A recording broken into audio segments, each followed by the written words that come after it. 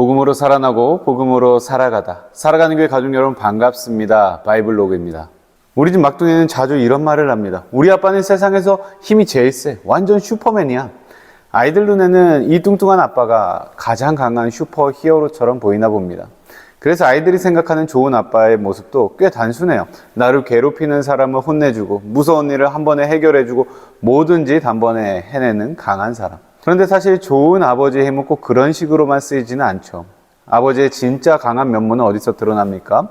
아이를 끝까지 품어주고 기다려주고 대신 아파해주고 싶어하고 어떤 일도 책임져주는 사랑의 힘입니다. 아이는 힘이 센 강한 아빠를 원하지만 아버지는 아이가 생각하는 방식보다 더 깊은 사랑을 보여줍니다. 오늘 본문 속에 나온 사람들도 비슷했습니다. 그들도 강한 왕을 기다렸어요. 그런데 수많은 사람들의 뜨거운 기대 한가운데 예수님은 사람들이 생각하던 방식과는 전혀 다른 모습으로 예루살렘에 들어오십니다. 도대체 왜 예수님은 말이 아니라 나귀를 타고 오셨을까요? 그리고 그 장면은 우리에게 무엇을 보여주고 있을까요?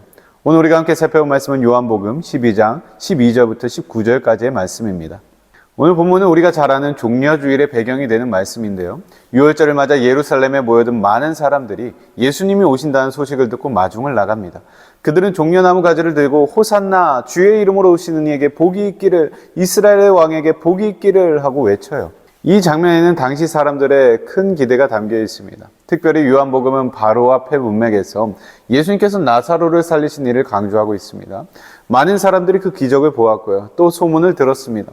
그래서 사람들은 예수님을 단지 기적을 행하는 분으로만 본 것이 아니라 자신들의 현실을 뒤바꿔줄 강력한 왕으로 기대하며 맞이하고 있었습니다. 그런데 바로 그 순간에 예수님께서 어린 나귀를 타고 예루살렘에 들어오시는 것이죠. 요한은 이것을 우연한 행동으로 기록하지 않습니다. 예수님께서는 스가랴 9장 9절의 말씀, 시온에 따라 두려워하지 말아라. 봐라, 내 임금이 어린 나귀를 타고 오신다. 이 예언을 이루시는 것입니다. 그렇다면 예수님께서 왜 하필 나귀를 타고 오셔야 했을까요? 예수님께서 세상이 원하는 방식이 아니라 하나님이 보내신 참된 구원의 왕이시기 때문입니다. 사람들은 당시에 당장 눈앞에 보이는 그 로마의 압제와 결핍을 해결해 줄 그 능력이 있는 지도자를 원했습니다만 예수님께서는 그보다 더 깊고 근본적인 문제, 곧 죄와 사망의 문제를 해결하기 위해 오셨습니다.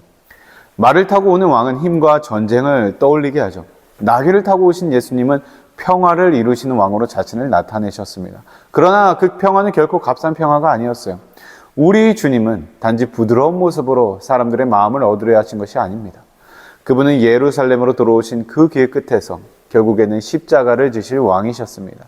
타인의 피를 흘리게 하여서 권세를 세우는 그런 왕이 아니라 자신의 피를 흘려서 죄인을 살리시는 왕이셨습니다. 군중들은 환호했지만 그들이 기대한 왕과 하나님께서 보내신 왕 사이에 너무나도 큰 간격이 있죠. 그분은 우리의 욕망을 채워주는 도구가 아니라 우리를 죄에서 건져 하나님과 화목하게 하시는 구원의 왕이십니다. 살아가는 교회 가족 여러분, 오늘 우리는 어떤 예수님을 기대하고 있습니까? 혹시 우리도 그 예루살렘의 무리들처럼 내 형편을 빨리 바꿔주고 내 문제를 힘있게 해결해줄 내가 원하는 방식의 왕을 기다리고 있지는 않습니까? 그래서 내 기대와 다른 주님의 모습을 발견할 때면 기뻐하기보다 실망하고 있지는 않습니까? 오늘 본문을 통해서 우리는 스스로에게 물어야 합니다. 나귀를 타고 오시는 예수님, 곧 겸손하시며 평화를 이루시고 마침내 십자가를 지시는 그 왕을 우리는 정말 나의 왕으로 받아들이고 있는가? 오늘의 한 문장입니다. 내 뜻을 이루어줄 왕이 아니라 나를 구원하시기 위해 나귀를 타고 오신 겸손의 왕 예수님을 따릅시다. 살아가는 교회 가족 여러분, 오늘 하루 예수님을 내 기대에 맞추려 하기보다 주님이 어떤 왕이신지를 겸손하게 받아들이는 그런 하루가 되시기 바랍니다.